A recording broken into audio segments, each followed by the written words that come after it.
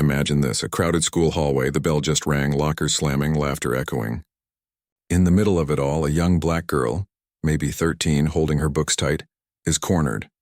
3 white classmates shove her, mocking her hair, her skin, calling her names that sting deeper than fists. And here's the worst part. A teacher, standing right there, doesn't stop it. Instead, she chuckles. Some people just don't belong here. The teacher mutters under her breath. The girl's eyes well up, but she doesn't cry. She swallows the pain, shoulders back, whispering only to herself. One day, I'll show them who I am. But no one in that hallway, not those bullies, not that teacher, not even the bystanders who turned away, could have guessed that just 5 years later, that same girl would walk back into that school. Not as a student, but as their new principal.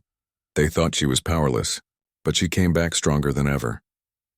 Her name was Danielle Carter, 13 years old, daughter of a single black mother who worked 2 jobs just to keep food on the table. Danielle wasn't loud. She wasn't rebellious.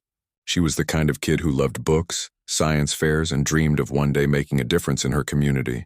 But in that mostly white suburban middle school, difference was a target. The bullying started small.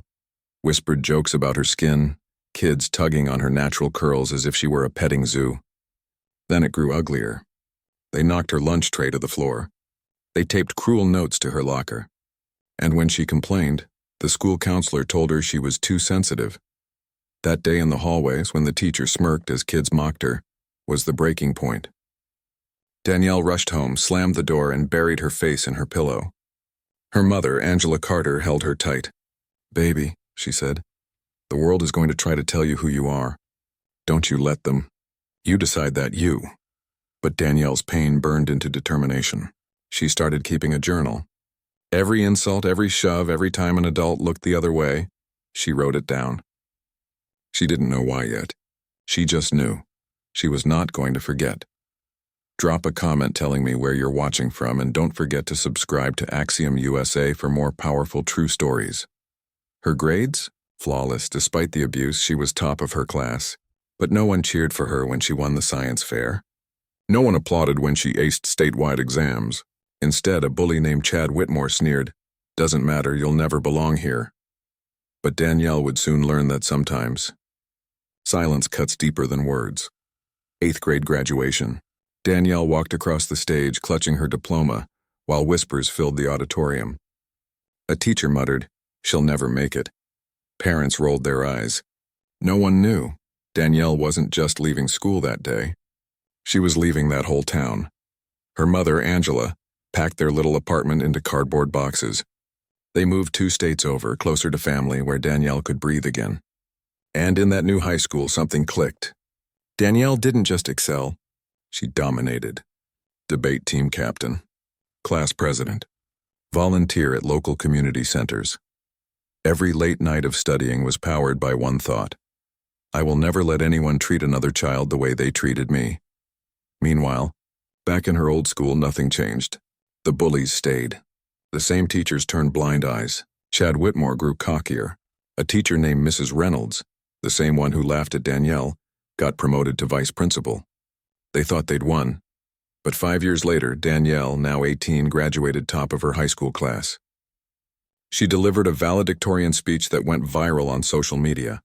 About resilience, about standing tall, about refusing to be defined by cruelty. That speech caught the attention of education programs, leadership mentors, and yes, the very district she once fled. Irony dripped from fate's pen.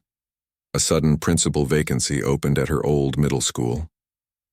The school board, desperate for someone inspiring, someone young who could fix their diversity image, called Danielle. At just 23 years old, after blazing through college early, Danielle was appointed as the youngest principal in the district's history. And not just anywhere, at her old school. The bullies had no idea who was about to walk through those doors. If this story has you hooked, hit like and share it to support Axiom USA. The first day Danielle walked into that school as principal, jaws dropped. Teachers froze. Students whispered. Her heels clicked against the same linoleum floors where she once walked, bruised and humiliated. She passed the same lockers where cruel notes once stuck, the cafeteria where her tray was shoved.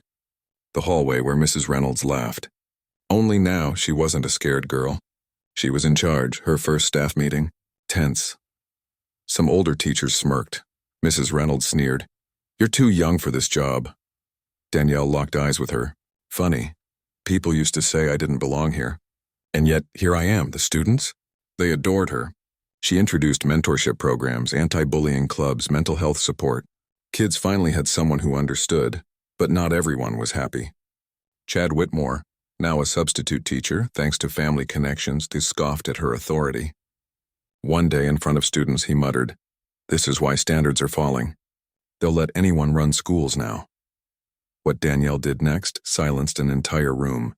She walked to the whiteboard, wrote in bold letters, "Respect is non-negotiable." Then she turned, calm but firm. "Anyone who cannot model respect for our students has no place here." Chad flushed red. Students clapped. Even a few teachers smiled. That was the beginning of Danielle's quiet justice. The final showdown came during a school board meeting. Mrs. Reynolds tried to undermine Danielle, suggesting her programs were too radical.